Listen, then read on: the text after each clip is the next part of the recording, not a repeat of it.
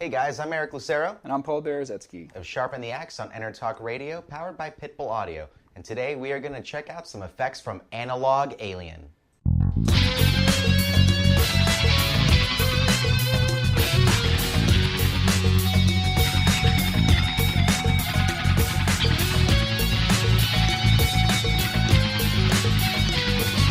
Welcome to Sharpen the Axe. Explore the bleeding edge of guitar and bass gear. Discover a sound uniquely your own and cut through the noise. With your hosts, Eric Lucero and Paul Berezetsky. All right, welcome guys. Welcome to another episode of Sharpen the Axe. How you doing, Paul? Pretty good, back at it. Right on. Yeah, it's been a while away. We've been all in this post-NAMM mess and all kinds of good stuff happening at Pitbull Audio and some exciting stuff happening at Enter Talk Radio. You guys got a lot of cool new lines going on there. Yes, we do. We do have quite a few great new lines coming around. And we also have something pretty cool going on, a contest with Mission Engineering, which you can just check the link below and find out more about it, or go to pitbullaudio.com to check it out. Basically, a whole ton of companies are putting up gear, about 25 companies. So it's a ton of pedals, a couple of guitars, amp, some pro audio stuff, microphones. It's just insane. Cables, we're doing it for 11 weeks, so 11 winners, and each winner is going to get like a package. They're going to get 2 to 3, maybe even more items if towards the end. So it's really huge. You definitely want to check it out. Yeah, you should absolutely enter, because like you said, you're not just getting one little pedal or a cool cable or something. You're getting a couple things. It's pretty neat. It's pretty nuts. And actually, one of the prizes on there, that's right, is Analog Alien, which is a pretty awesome company out of Long Island, New York, and they sent us 3 of their pedals here. The Fuzzbubble 45, which is a fuzz and overdrive in one box. The Bucket Seat, which is a drive unit, and the Alien Twister fuzz and buffer over there. And we both got a chance to play around with these this week, and I really fell in love with this guy right here. Yeah. I like kind of vintagey stuff, like nice transparent vintage overdrives, and the fuzz on this thing. I'm normally not a fuzz guy, but I really, really like that. Right, yeah, it's not quite on that sputtery, sort of broken sounding thing that's kind of popular nowadays. It's actually a little bit of a focused fuzz. What's kind of cool, we'll check it out right here. So to go over it real quick, there's the 2 sides, the overdrive, I almost can't say the words. The overdrive and fuzz side. The overdrive has the out level right there, and that's the amount of gain right there. They labeled it as year 67 to 77. Just like don't know how accurate it is, but it's pretty close. Hey, why not? You can take the inspiration, right? Roll with it. End control right there, and you have a tone mini toggle for actually both the fuzz and the OD. And on the fuzz side, it is a level switch, or level knob, the out, and the haze, which is the fuzz, which goes from 0 to 10. And down here, the effect actually switches between them, so you can't have them both on at the same time, but one or the other. So let's start right in it. Want to test it out? Sure.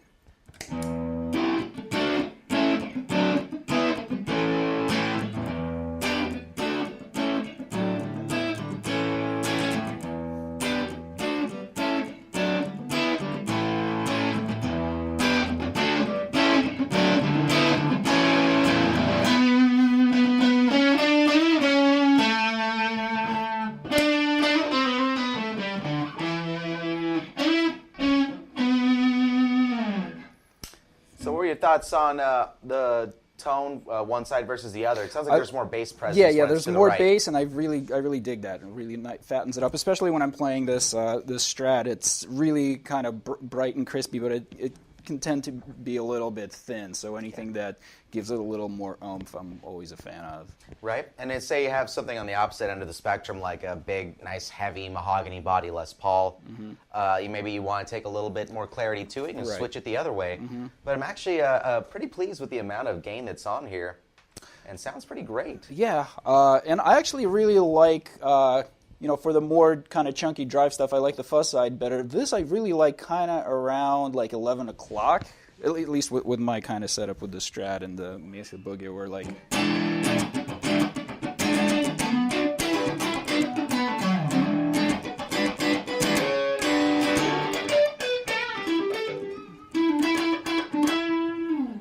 Nice, yeah, actually Not- fattens it up quite a bit. Yeah, not too distorting, not too fuzzy, but it really gives you like you got the clarity there, and you got a little bit of extra oomph, and I just really kind of like where it lives right there.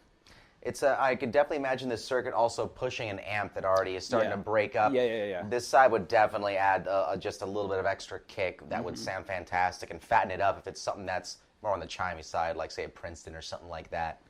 But definitely pretty neat. Now let's check out the fuzz side over here. All right. I'm going to start with it at noon.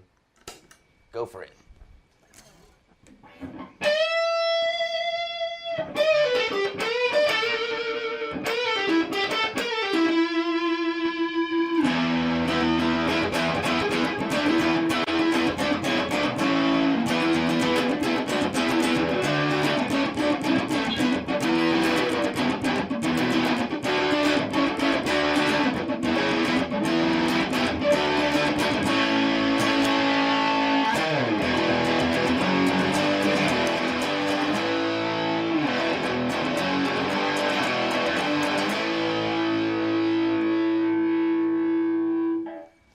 Very, very nice sounding as well. Yeah. And it has the same effect on the tone. To the right is more bass, to the left is less, but it is a little bit more, just full. It's a very full fuzz with a pretty good amount of mids. Let's hear it with the P90s in there.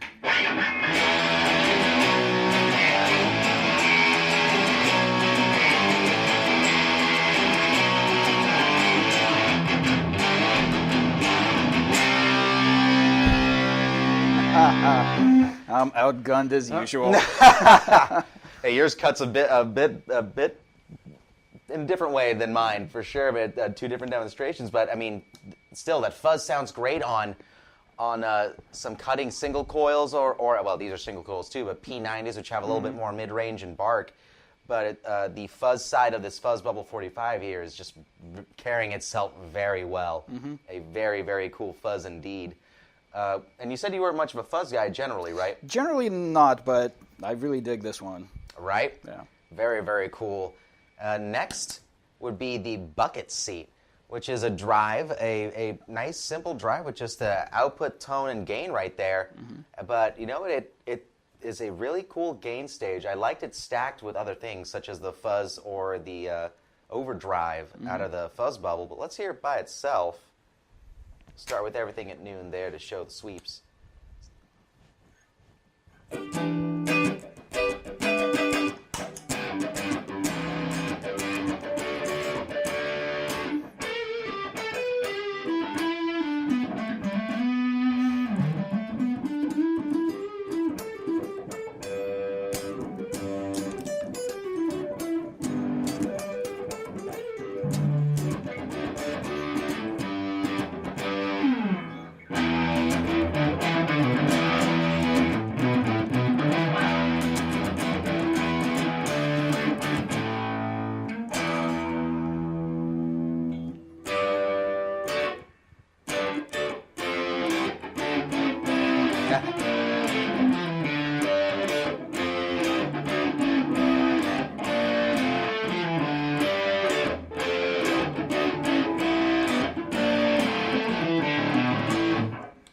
Very, very thick, creamy drive. Yep.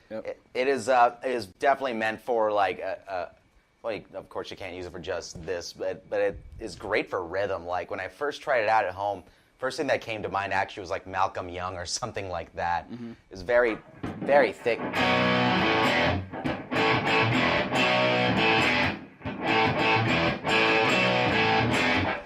But it's just thick.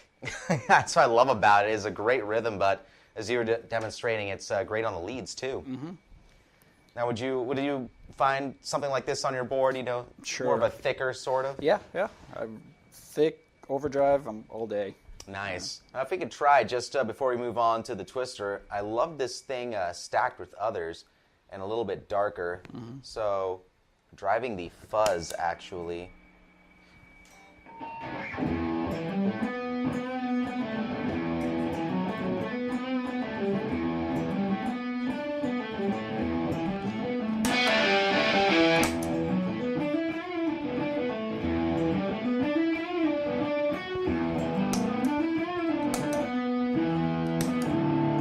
So that's it by itself. That's with the fuzz.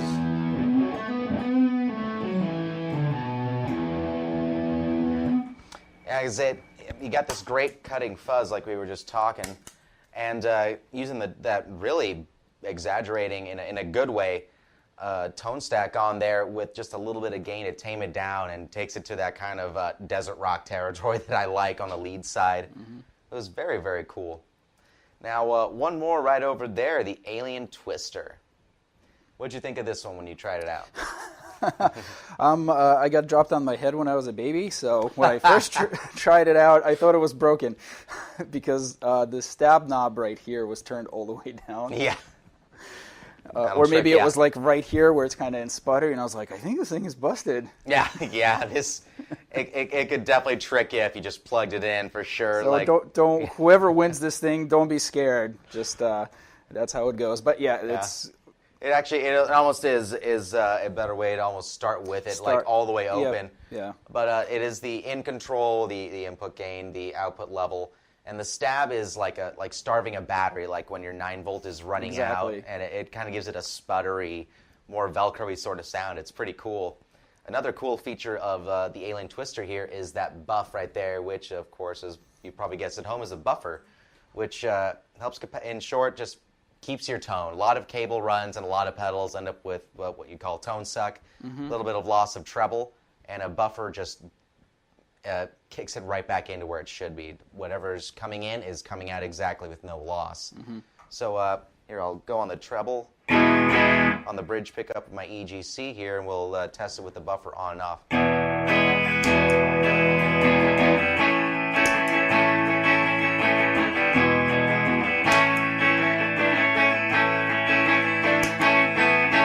So got a little bit more high-end chime coming back at that full tone.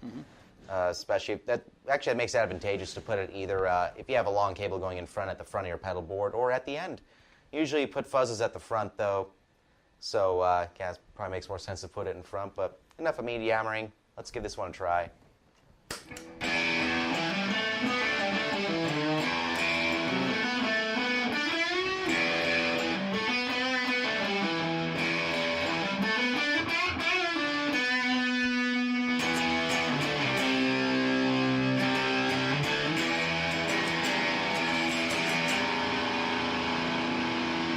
This is a nice and mean sounding, though. Yeah, very mean. That's kind of.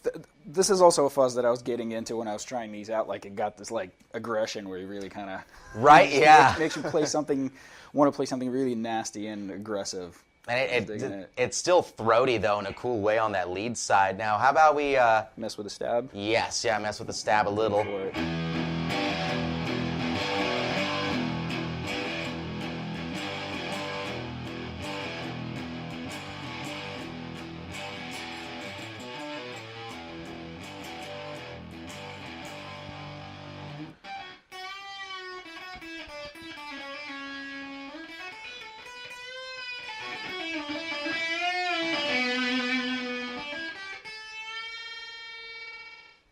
There you go. If we'll leave it like, let's say a little bit up just to get...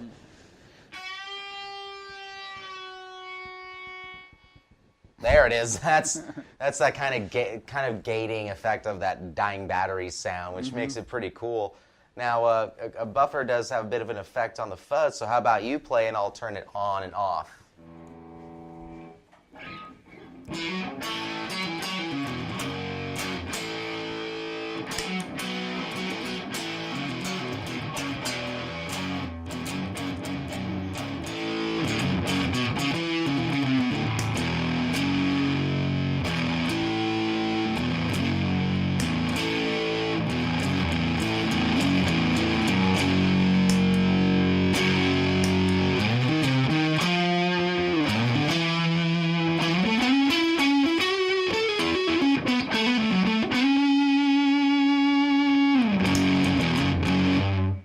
Nice. Also awesome to hear some Edgar Winter for a second there.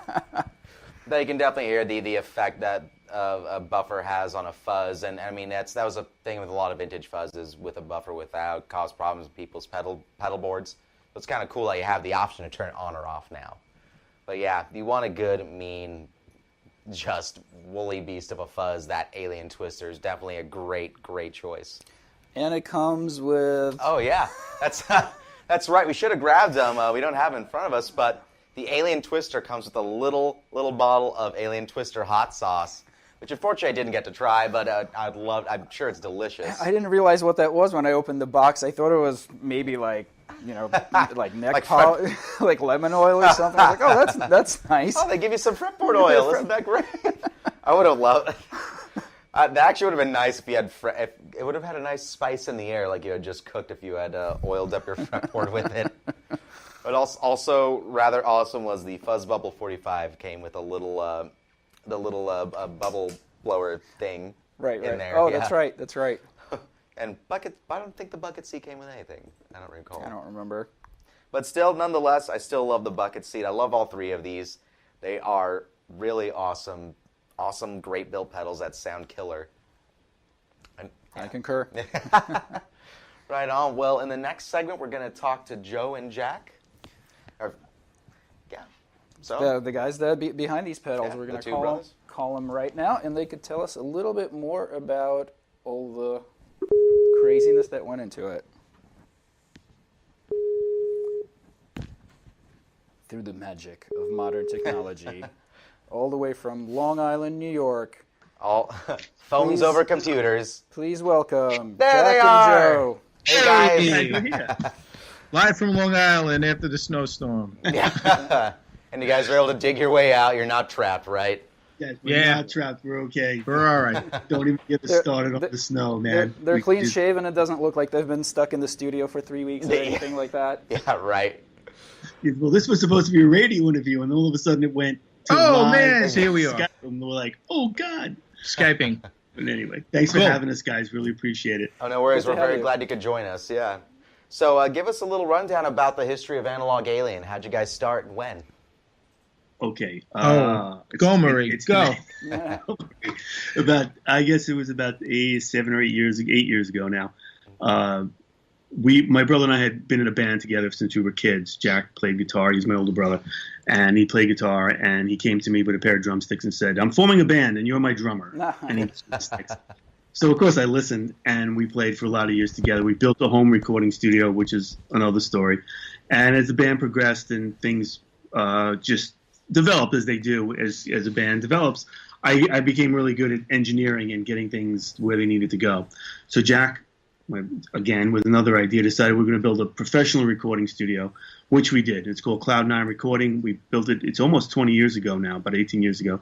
And we've had some really good success here. I guess one of the biggest things we did was Joan Jett brought a band here, the Blackheart Records, brought a band called The Vacancies. Great, amazing punk band. And we did an album here with them, and it was very good, and it was great. And that kind of developed further, and the studio had great success. And in it, we decided, okay, Jack started producing more records and stuff, and bands would come in. And one of the big things that was always a problem was getting great guitar sounds. And I gave up on the pedal thing a long time ago. And Jack has a tremendous guitar collection and amp collection, and that's what we would kind of do. And Jack said to me, I said to Jack, I said, one day, I said, if we could develop a really great guitar pedal that could actually give us, a unique sound and be more versatile than these other ones, this would be great. So he decided to go for it, and he did. And he brought a pedal into the studio. Go figure. So you said you gave up on pedals because you weren't really happy. You weren't able to dial in. Yeah, we weren't really happy with what was going on with them. Every time I plugged the pedal in, it was like every guitar sounded the same through it. It was a kind of a personality sucker. It never. They did one thing, and that was it. It was like there was one setting, and if you moved it at all, forget it. It was like you didn't get anything out of it, and it got to be. It was better to just grab a great guitar and a great amp and kind of go for it. Right. So anyway, Jack came up with an idea, and I was like, okay, great. And he brought a pedal in and had knobs and and wires hanging out of it and stuff. And then it made a great sound for about, 10 minutes, and then it died. And I'm like, well, if we can get it to last longer than 10 minutes, we have something. So, not a quitter, my brother, let me tell you. So he went into the basement. 2 months later, he came up with this really slick box. And it looked really nice, like just clean metal, nicely labeled. All the knobs worked and they were in the proper positions. And that became the Fuzzbubble 45. Yeah, which you have Nice. Yeah, So that was the first one, huh? Actually, we should have put the prototype. We actually have the prototype in a blank box that we used to use here for sessions. Wow. We have it. We still have the prototype. What happened was kids started using it. Bands started using it, and they were like, "We want one." Now, when Jack made the original prototype, he literally etched his own board. Like, took a bare copper board, made the trace, dipped it in acid, and then had to drill out every single little hole for every single component for the circuit. And it's a lot of work. So I'm like, no, I'm not going to build you a guitar pedal. Are you kidding me? This took like months to build this little box. So after about the 12th or 15th person, I think, who actually came in, Jack was like, I think we're going to manufacture these. We're going to sell guitar pedals. And I was like, yeah, good luck. And I went back to engineering. I was like, that's crazy idea. And then slowly but surely, he was like, no, I'm telling you, we should do this. And he wore me down. And I said, all right, let's do it. And we did. And then that became the Fuzzbubble 45, and it started from there. And that's kind of how it all started. And then it goes on further than that, but that's, I think, all the time we have. I don't want to keep and let you guys have questions, but I'll fill in when I can. But for the technical stuff, I'll point to my brother. I like this. It's your thing. Right. But that's how it started. They were born in Cloud9 recording. That's how it started. Yeah, everything we do stems from this recording music, studio. trying to make music. Drummer, guitarist, in a band. How do you get the most out of what you buy? Like, we were kids. You didn't have any money. To get delay, I mean, we used to take a microphone from the basement studio, run it out up on top of our parents' roof, drop it in the chimney, and then stick a guitar amp in the fireplace so that you can get... Yeah, it's true. Wow. that is the most analog delay I have ever heard of. Wow. Yeah, and then to get, like, we did a song my brother wrote called War in the 80s, and there was a snare drum part. It was like basically a marching snare drum. I was one drummer, so how do you do it? We had literally out in the back in January, freezing cold, 2 SM81s pointing straight up and 2 PZMs pasted on windows of the house. And our neighbors. Yeah, it was a cool drum track. It wasn't snowing, though. But no, it was freezing. He didn't care. I mean, he's in the basement nice and warm. The drummer was outside freezing. And I would play, but that's how we would do stuff. So it's born from that, and everything that we do, that's it. And even all this little stuff like the hot sauce that comes with the twister, if you guys noticed, and the bubbles that come with. It's like, we love Cracker Jack, man. You should always get a little something extra when you buy something, And the cooler bags, they come in handy, they do. Yeah. And we just want, like, that when we decided we were going to do this, we wanted to just do it like as if we were going to buy something. That's what we would like. So that was it. Yeah, it definitely gives you kind of a little. I opened up the packages, and there's like each one is a little different. Each one comes with a little surprise you don't expect. It's pretty neat. Cool. Thanks. So what do you guys think? Yeah, let's talk. You have questions? We'll answer the questions. We'll get into that. Let's talk about technical stuff, like what they do and what you think of them. Or whatever you want. Whatever you want. Yeah, we're here to, We're here to. Well, the thing that I'm digging probably the most out of this is the overdrive side of the Fuzzbubble. Just really nice, kind of transparent, ballsy, vintagey overdrive. Like, the bane of my existence is my gigging amp is this Mesa Boogie F50 that's it's loud as hell, and like to get any kind of like cleanish breakup to it, I can never play it that loud, so it's always super clean. And I'm always looking for like a nice drive to throw in front of it that'll just kind of break it up a little bit, and this thing like was just perfect. I was really loving it. So what did you do different from like all those other pedals that you said you weren't happy with in designing? It's modeled after a 59 Bandmaster, a Fender Bandmaster. That was the inspiration for that side of the pedal. Mm-hmm. And the reason why we chose that amp was because, we're lucky enough to own an old vintage one. We bought it long before the prices went through the roof. I mean, we're kind of old enough to, remember the 80s, and it was long before all of these tweed amps. I mean, it was the hair metal days, and they just were not in vogue anymore. And but we loved that. And what was happening is that when we started to accumulate quite a large amp collection here at the studio, and it was a big draw for us in the area because everybody wanted to come into the studio and use the amps. And what was happening was the price started going through the roof. And everyone was like, well, I want to buy your amp. and there's several Tweed amps here. In fact, the Joe Walsh Double Classic is modeled more after a 59 Deluxe, Tweed Deluxe, which is one of Joe's favorite amps. But that's the premise of it. And we, so we had the amplifier, and we're like, well, we can't sell you the amp, because if we sell the amp, we're going to have to go and buy another amp. So that's kind of like what led to it. So it's not like they were like tools. We just wanted to try and put a little amp in a box, and that's how it started. And that's how that whole section of the Fuzzbubble started that way. And it actually was only one circuit. And as we started to use it in the studio, Joe, because he's really the engineer here, he does more of that work than I do these days. We can see you. It's better. If you want to get into the camera, I don't know if Eric, Paul, if you could move into frame a little. There he is. Hi. We're talking Eric, though. That great guy that interviewed us. NAMM, that great show. So anyway, so Joe said, "Can we do something, a little crazy?" So we started to throw like a little fuzz, but the fuzz side. See that pedal, like you have to start to play with it. It doesn't go from a classic amp loud distorted sound to a heavy fuzz. If you start to just play with the two controls, simplicity is always the key. And if you play with the two controls, the output is just a sheer output. The year is just a little nod to, distortion through the years. And if you just dial that back a little bit, and then you start to play with the haze control on the Fuzzbubble, on the fuzz side, and the input and output knobs, you could pretty much make the fuzz sound like the overdrive side. Not exactly, because it's a different circuit. It gets very close.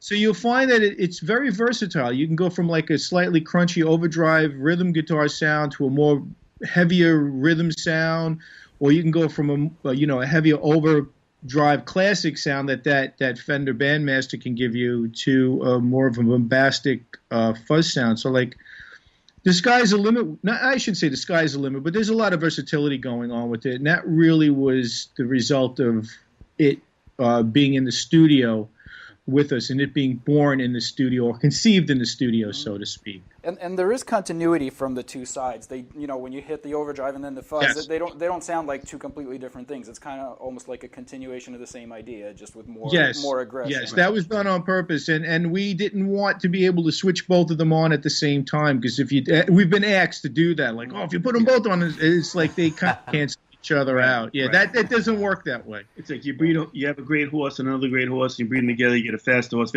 At some point, the horse doesn't fly. Yeah. You know what I mean? At some point, you get a mule. Yeah. It's true. It's true.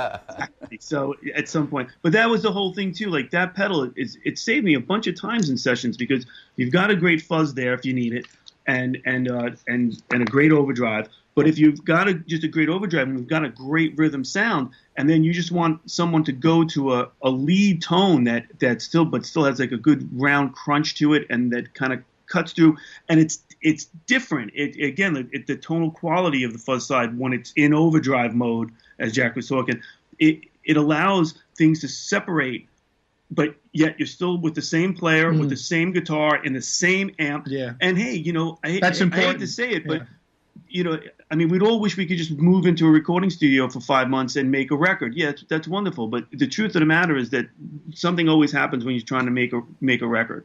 You either run out of time or you run out of money. Well, so the time factor of being able to get a pedal that does that much with one player, with one guitar, with one setup, and have that kind of versatility.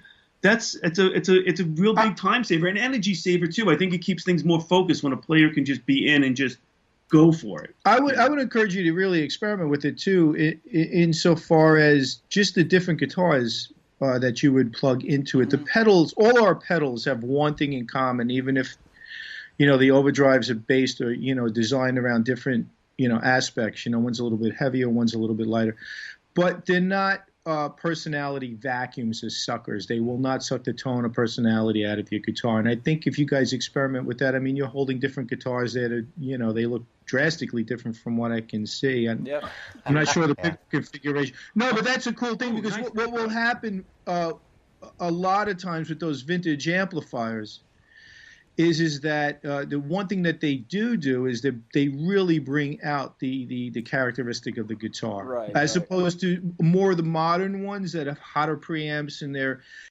designed a certain way, and they have a function, and depending on the style of music that you play, they're fine for that. But those older amps allow I feel personally, the character of the guitar to come through, and with that, the individual playing style. And that's what the pedals do, and that's definitely built into each one of our pedals, that design aspect. Well, it definitely comes through in terms of a very great high-fidelity quality to them, and they are very amp-like, which actually makes me wonder, was the bucket seat also kind of designed after an amp preamp, or was that its own thing as well? That was more of a plexi. If you know a little bit about the bucket seat, it's the same exact overdrive from the rumble seat, which has been a very successful pedal for us. And the rumble seat was a big nod to rockabilly, Brian Setzer in particular, because we're huge Brian Setzer fans. We think he's phenomenal. We've seen him I don't know how many times, but he's just great. And so we decided to stick a pedal together, or stick effects together that would kind of be in line with what he did.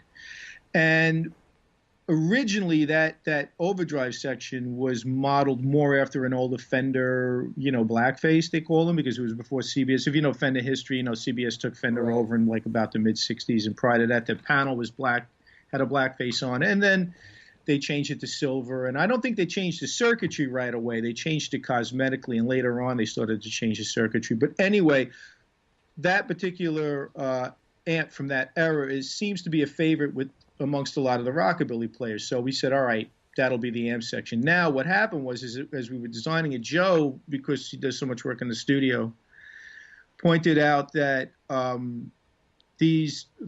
of the guitarists that were coming through that play that style had that amp. So he said, why are we giving them what they have? I mean, they have that amp. So I was like, oh man, but I really worked hard on getting his circuit down. And that's what they play. And he's like, well, that's the point, that's the point. So I started thinking about it. And the reverb was his idea too. I was just going to do the amp and the delay, because I designed more of the aspect of it, and Joe always comes in later. But anyway, so the reverb was his afterthought that really, if I wasn't pushed over a cliff at that point, the reverb did it. That pretty much did it. But he started saying, I said, well, all right, then what would you do? What would you want? I mean, it's a blackface, so what would you want? He goes, how about a Marshall? I'm like, oh, come on. Then he goes, no, really, how about a Marshall? Like, not a hot rod at 800 Marshall. How about like the old one we have, which we're lucky enough to own, the 69 Plexi. We bought a lot of these amps a long time ago before the price went through the roof. I don't think I'd really buy them today, or I'd have to be real careful.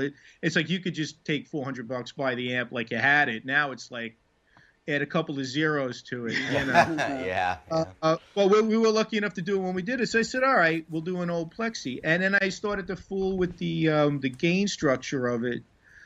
And that led to the rumble drive section of it. So at lower, which turned James Burton onto it, Joe Walsh. Joe got 3 of those and went on the road with the Eagles before he even called us and said, let's do a pedal together. Wow. So he was right. The blackface, I don't admit it too much, especially in public, but he was right. And it took the pedal out of different I'm going to pay for this later, but it took the pedal out a different door, and it made it a lot more versatile, and it made it just more than a nod to rockabilly. And you can open that thing up, and you're in Zeppelin land. You could do a lot of Gilmore with it, and the edge would definitely be jonesing on it, I think. And we got a lot of calls, not calls, but emails, requesting that, there's no offense, but we have an old tape echo. I have the amp. I have the reverb in the amp. Can you just give me the overdrive section? I love it so much.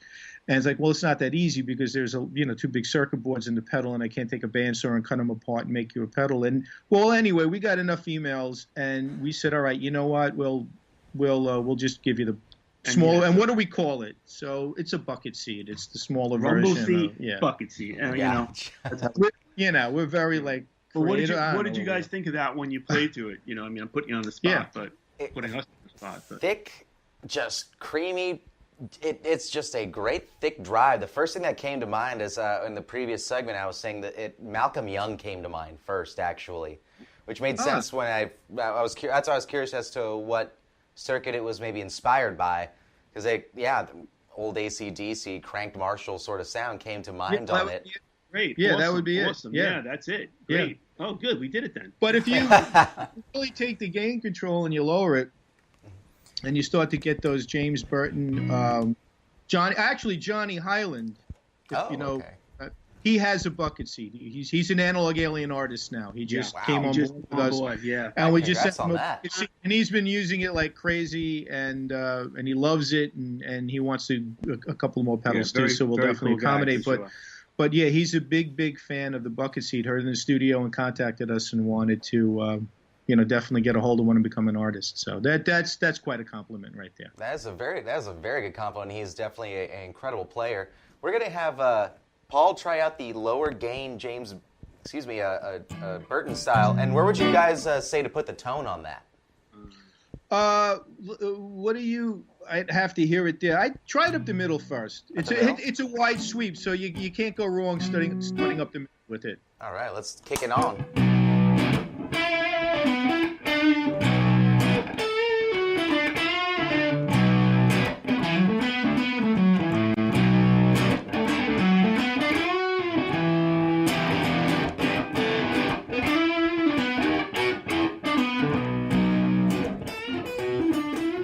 That's it. Better. You got it. There you go. Increase the tone a little bit. I'm judging off the laptop, but you try to tone it more like 1 o'clock. Just a little bit more sparkle.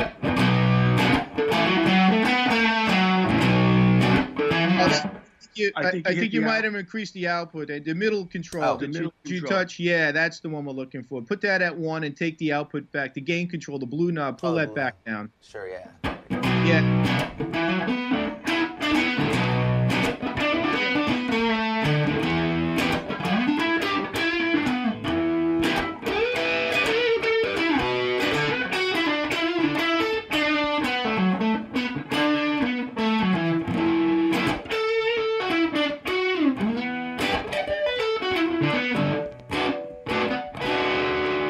Nice. You can nice. You can actually take the gain down a little bit. You know what? Take the gain all the way down, and then you'll get a real feel for how wide the tone control is, how wide a sweep you actually have on that tone control. If you take the gain down, there's practically no gain in the circuit. And if you increase the output, it can really push an older vintage amp at that setting, because you can get some hot. It gets very, very hot. I mean, as you've experimented with it, so you can open it up and you can really, you could drive, the signal very, very hard. But if you start with the blue knob, the gain control way down, all the way off, you'll start to get a feel for how the actual circuit and the tonal quality of the circuit before you introduce the gain to it. It's almost like before you open an amp up. You start to get, if you put the amp on 2 or 3, especially the old Fenders, you get a feel for how they sound and how it's affecting the guitar, or how the guitar is affecting it, I should say. Give it a shot.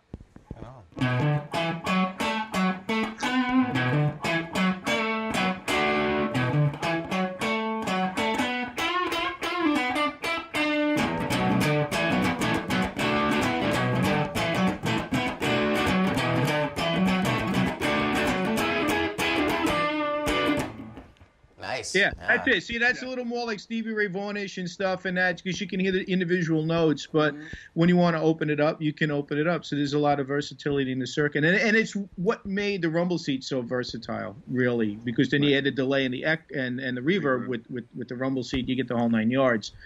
But like I said, it's the same circuit. So, well, definitely a lot more versatile of a drive than most people would think looking at a 3-knob drive. Yeah. But it's a lot is available in here, and it's always something people miss of just using the tone stack and the output to drive their amp instead of just relying on the gain in front. That's a very good tip. Mm-hmm. Yeah, it depends on the amp too. They're all different, and everyone. What we found in the studio, which I know has actually helped design these pedals, the premise for designing them, is we just deal with all different guitarists, and they have different amps, they have different styles, they have different guitars, they have, and we gave up taking. Correct me if I'm wrong, Joe, but we gave up taking notes on all of this stuff a long time ago. We used to take notes down like, oh, this is the setup. We have to do this next time, and another band would come in and it would. I'm going way back, like 20, 30 years ago, and be like, what the hell happened? You changed the pick. And what changed was the player, and but change the pick that you use. Yeah. Yeah, even you pick. Yeah, no, true. No, true. really, I've done it. Yeah. When we here at the studio, if I'm not watching, guitar players, especially who aren't very seasoned, who don't understand that the pick or plectrum like really makes a big difference in the tonal quality of what you're doing. Big time. All of a sudden, I'd be like, "What happened?" What'd you do? When I first started working as an engineer, I'd be like, "What they do? What I'd be, what did I hit? I must have moved something," and not realizing that they actually even changed. We have one of the biggest pick collections. Let me just turn this. This is a diffuser that's in the back of the studio. It's a bi diffuser, and I'm not going to get into technically what it does because I don't want to be here all night. But anyway, it's bi-directional diffuser. It's here for a reason. It looks like a bunch of Jenga towers. Yeah, but it's also, let's see if we can get it in. It's also the most expensive pick holder you'll ever. Let's show us Prince.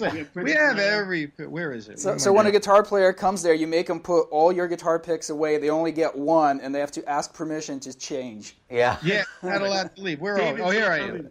Yeah. Oh, wow. I don't know where I am. I'm sorry. You do it. Here, you hold it. You seem No, to be able to get on. I know. I moved the computer, and I don't want to. No, it's right. It's right there. Oh, there we the go. camera's right Princess there. Right? Leia. Yeah, but Sweet. I mean, just stop and think about it. Like the Edge, from U2, and Jimmy Page, I think too, used to use the Velcro picks. The back of had the bumps, and that gives you a totally different texture. Brian May used an English sixpence. It goes on and on and on, and it'll drastically change the tone. So again, it's the premise, like for making or designing these pedals the way we do, is you always have to keep that in mind, that it's not about one guitarist or one sound. It's just like those old amps. You'll reach a point where even though, like, we go back to the Fuzzbubble, the Bandmaster is one of the best amps to me, but if you're in a metal band or whatever, it's not going to do much for you. You're going to have to try something else because the gain structure is just not there with it. So so we haven't done a metal pedal yet. But that might come, like, in the future. We'll see. But anyway, that's what they're all about. And if you want to still hear your guitar and you're playing, so I heard how you changed too a little bit there, Paul. The way when you back the gain down, you really got more into a rhythm mode right off the bat, because that's what will happen when you. Well, let's face it, right? I mean, if you have a lot of gain and it's over the top, you're not going to be strumming like, Cat Stevens. I mean, it's just not going to work for you. But when you start backing it down, all of a sudden you hear the guitar open up a little differently, and you don't feel quite, the strings don't push quite the same way, because in the case of a vintage amp, you're not hitting it as hard, you're not getting that compression, you don't feel it, so you react. You can feel it under your fingers. And that's what the pedals do. Our pedals do that. So I heard you change your style right away as soon as you backed the gain off. You just got into the rhythm sound, and you were doing a little Vaughn there and stuff, which is kind of cool. Yeah. It definitely, and I've had that happen, especially getting to know a new maker or something, like in this case, where backing off the volume back and forth, especially on fuzzes, it does change the way you attack something, as you guys have noticed. Absolutely. Now, speaking of fuzz, tell us about the Alien Twister and where this came from, because that's a nice one right there. I like it. That was the second pedal. We got an old, like, square face fuzz that Stevie Ray Vaughan used to use. Which we don't know how it happened. Yeah, we didn't. Whoa. One day this pedal showed up in the studio, and whoever had come in, I had asked the bands that were in, before, and I say, fellas, like, somebody left this here. No, it's not mine, Joe. I'm like, to this day, I don't know exactly how it found its way into the collection of what we have. I don't. But it's cool. But it only did one thing. It did one thing when it's typical of an old fuzz in the way they were designed. If you dime it, it's there, and as soon as you manipulate your guitar or the fuzz in any way, it just goes away. So what we did was, like, that sound was kind of cool. So I said, all right, let's try and take that, redesign the whole entire circuit, and kind of mimic that, but let's like go one step further. And the whole premise to that was making it kind of a Stratocaster's best friend, because these days Stratocasters, I mean, they come in all different, configurations and necks and pickups, especially the pickup. But back in the day, they were not known for sustain. They actually didn't sustain very well at all. That wasn't really the design aspect behind the guitar, I don't think. But we wanted to make a Strat's best friend, like a pedal that you'd want to plug your Strat into, and that's but it's more than that. So if you look at the controls, first off, if you've been fooling around with it, the one thing you're definitely going to notice is that there's a tremendous amount of output gain in that. I mean, at 10 o'clock you're at unity gain already, and that's not an accident. And the reason for that is when you get it, the input knob, which acts the same as the control knob on your guitar, but we figured we'd put one on the circuit and tie it in with the output. What it does is that as you're lowering the input, you're reducing the input signal, obviously, so you need to make up for that. So you increase the output. You need a lot of output gain, and it has to be clean gain too, because it can get very noisy quickly. The stability control at the end is a voltage regulator, and what you could do with that is that as you turn that down, you're starving voltage to the final collector of the final transistor in the signal chain. So when you starve it voltage, it's going to start to cut out, and you're not. Basically, that's due to the fact that you're just not feeding that transistor properly. But the fuzz is usually a fuzz. I'm going to get a little technical, and then I'm going to stop because I don't like to get technical when I speak. I really do like to just stick to the music and everything. But a fuzz typically at the collector or the final stage loves to live around 4.5 volts, let's say. If you increase that stability control all the way, you're going to be up around over 7 volts. And what starts to happen to the signal, if you look at it under a scope, is you'll see it start to round off again. So actually, it starts to become more articulate and less square and less distorted. So when you drive that stability control up, those Strats, especially those old Strat notes, just start to ring. And when you start to take the input control down, it becomes a very, very effective overdrive. And then, of course, you increase the output proportionately. And if you take the input down even more, you can get that input down to around 3 o'clock. And try it. Try it and just increase the output and make sure your stability control is way up. Turn that sucker way up. Yeah, you have to, because then you'll be starving it. The voltage would die too much. But now see what happens with this and think Vaughn when you're playing it, kind of. Or think like Vaughn? Stevie Ray. Oh, actually, you should do it. Yeah. Yeah, Roy Buchanan. Yeah, there you go. Yeah.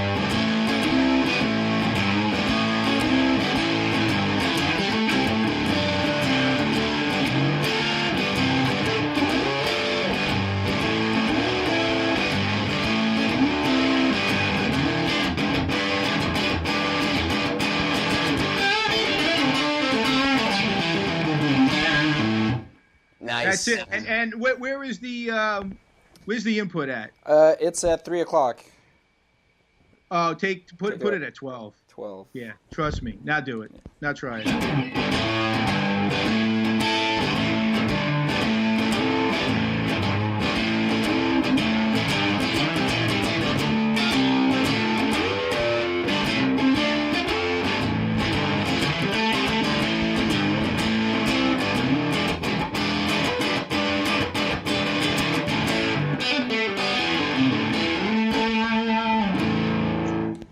And take it down even more. Yeah. Try it at 10. Right, seriously, try it at 10. There you go. And then I can hear it clean up even more. Now think, and even like milk the notes out. Like even think a little bit more quarterly. Like just strum like some of that beautiful, like Lenny, like some of the things that he did. That those beautiful chord work that he did. And you'll hear it open right up.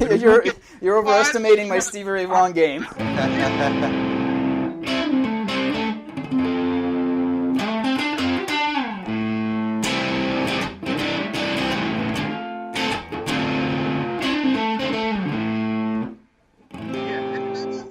input. I mean, look at how low your input knob is. Right. Yeah. And it doesn't sound thin or anything. It was designed to be extremely versatile. I mean, to the best of my knowledge, there isn't a fuzz that can do that. You can open that up and just blow someone out a door with it. And you could take it down even further and back your guitar up a little bit and put your rhythm pickup on, and just think sweet little, minor seventh chords and little, diminished. And it will not sound thin, yeah.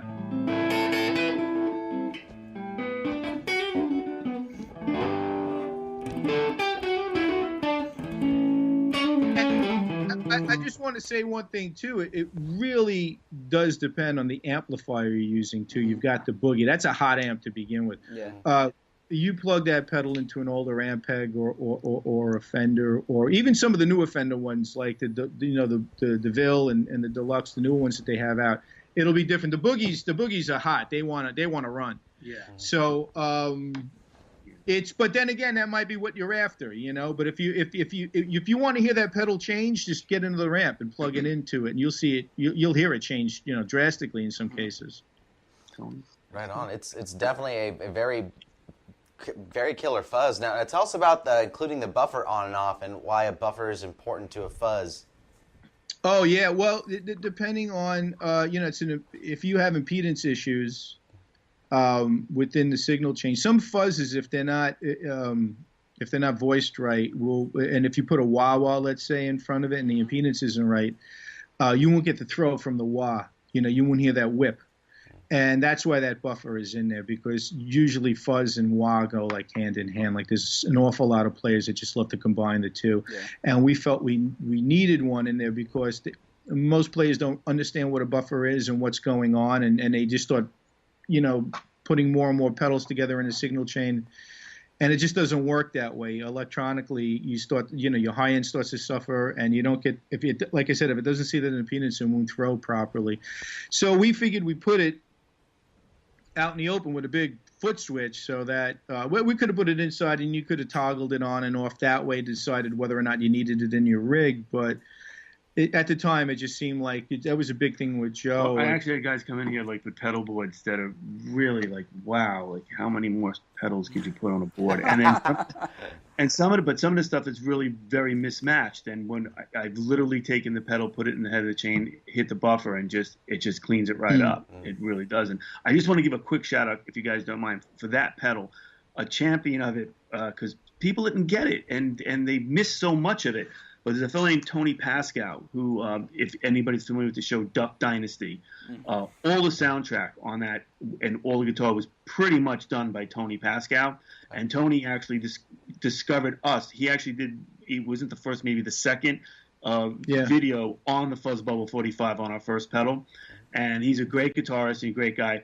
And he used the Twister. Oh, he uses all our pedals on the show and continues to use them, but the Twister, especially when he was doing all the slide work on the show.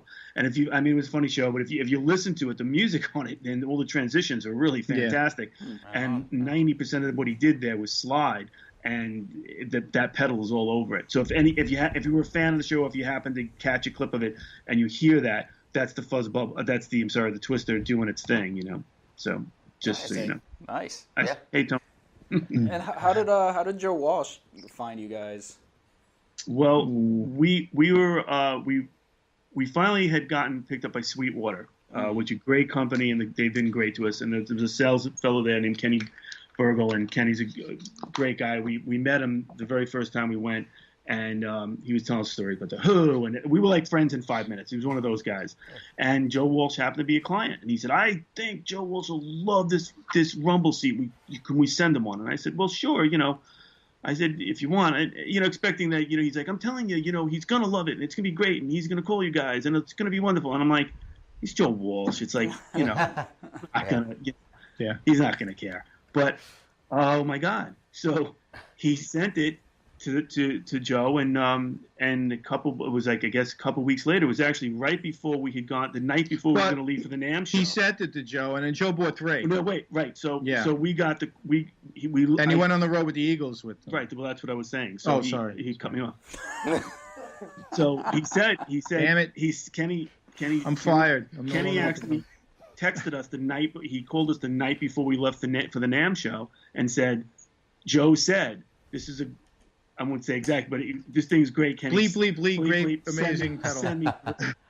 And so that was it. And so he went on the road with the Eagles to Australia. They were gone for a couple of months, and then lo and behold, I came back in to the office like 2 months later, and there was a message on the answer machine. Click, and it was him. And I will do a little imitation. It was like basically like, "Hey guys, this is Joe Walsh," and then it was just silence. And then he was like, "Guys, this really is Joe Walsh. Listen, I really like your stuff, and it's really good."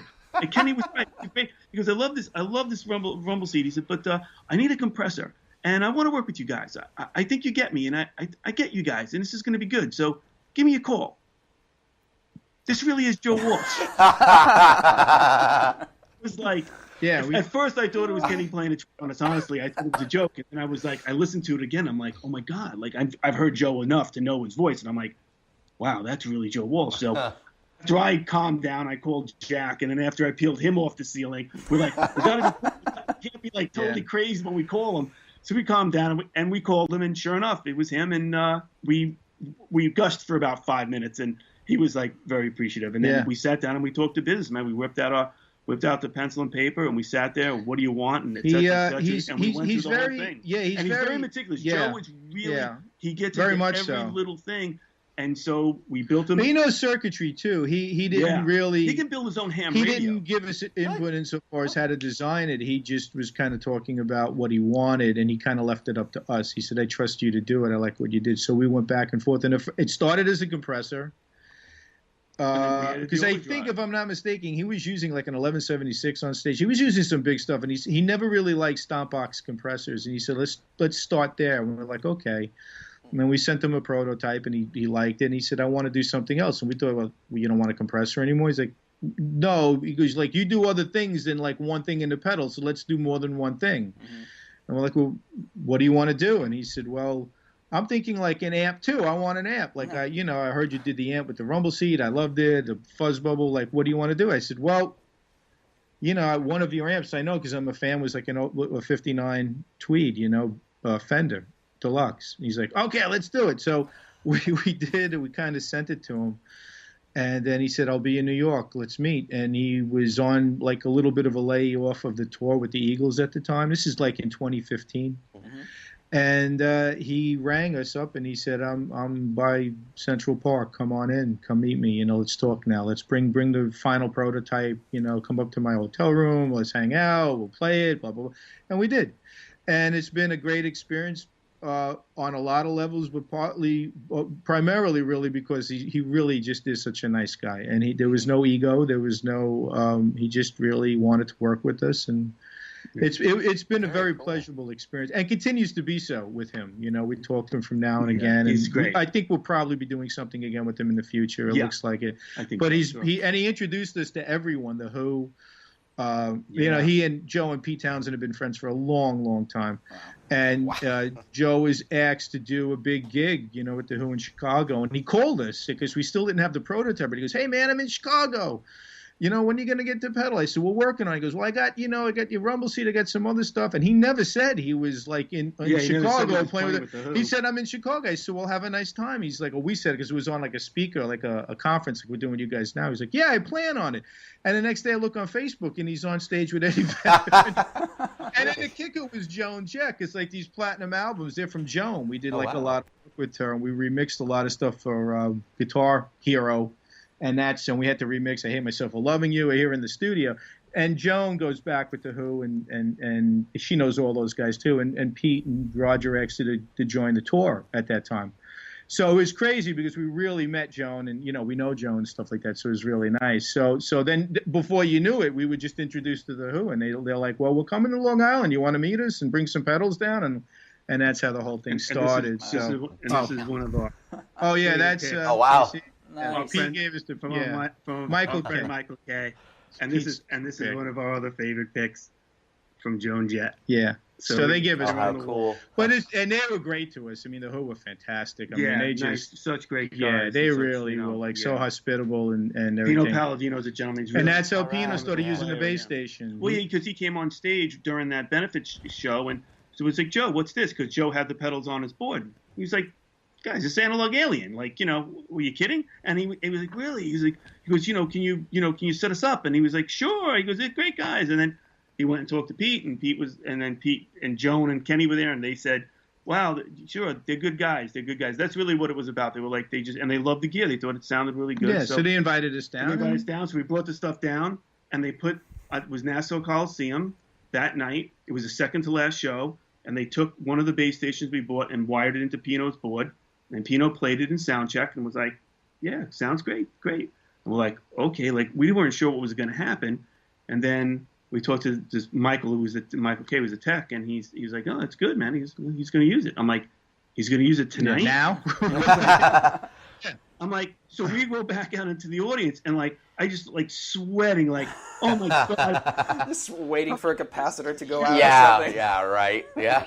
Absolutely perfect. And then all of a sudden, he played the My Generation solo through it. And for us, I mean, we've been Who fans since I'm like 12. It's like super kids. He pinball wizard of My Generation. Then Tim LaFave from Tedeschi and Trucks got a hold of it. And Susan Tedeschi, believe it or not, is using the Fuzzbubble. She's been using the Fuzzbubble for... Nice, right on. Well, has to be about... Yeah, she's great. It's close to 3 years now. Yeah, she's been using nice it. People, yeah. Great band. Oh, yeah, they're fantastic, too. They invite us down every time they're in New York. And I mean, you watch Derek play, and it's just like he doesn't use the stuff, but you watch, it doesn't matter. I mean, he plays, and it's like, oh my God.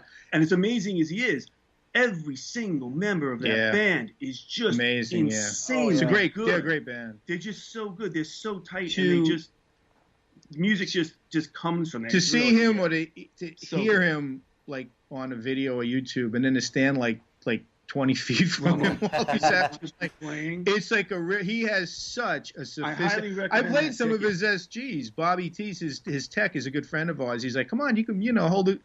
And the action is nowhere near as high as you would think it is. He just has such a sophisticated touch with that guitar. It's incredible. It's incredible. Brilliant. That it's just nice. unbelievable. It's really nice. I'm serious. Like to anybody who's watching, if they happen to be in your area, and you can catch the Tedeschi Truck definitely band, go. It'll change it's worth you. the price of admission. Definitely, no doubt about it. And they're super great people, and they just play great. Without a doubt. I love that music. But anyway, yes. Right so, okay. Sorry, guys.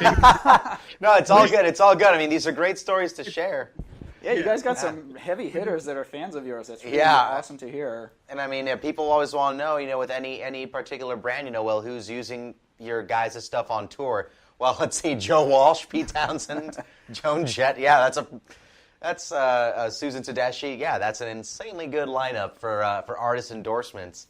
So, and Pino Palladino on the bass side, because the bass station is very, very popular for you guys. But I mean, well, that's some pretty high watermarks of endorsement right there. Pretty so, awesome. yeah. Before we start wrapping up, what are you guys working on? And what's like a top secret next kind of thing? Modulation. I All think rad. Nice. Yeah, I think we're going to do, but typical of what we do, it just won't be a chorus pedal. It's going to have to be like, and we've got some things that are planned, and you'll be the first to know. We'll come back. I've actually been in the market for modulation lately, so I'm very excited to see what you guys do. Cool. Yeah, let's hope you we guys are like too. it. Yeah, thanks so much. You guys have really been terrific. It's been great dealing with you guys. Yeah, and to great talk. having you guys. Rocks. Yeah. Thank you guys. Thank you. You're welcome. Yeah, well, hopefully we'll have you guys on again. Take care, and again, thank you very much for joining us. Thanks, Very Paul. well. And Thanks awesome Good work. night, okay? I like that. You should have seen more of that. What Oh, kind of pickups do you have in that? Lindy Fralin. Oh, yeah. Oh, Okay. yeah. Wow. Good for you. Good He stuff. makes great pickups. What's in that one, Eric? What do you got there? These are made by Electrical Guitar Company, who made the guitar, but they're P90s designed by them. Quietest P90s I have My favorite ever. pickup. Yeah, he loves the P90. Yeah, I'm a Me too. P90 nut. Are they quiet? Because they seem pretty quiet for what you Oh played. yeah, they're insanely quiet. That's awesome.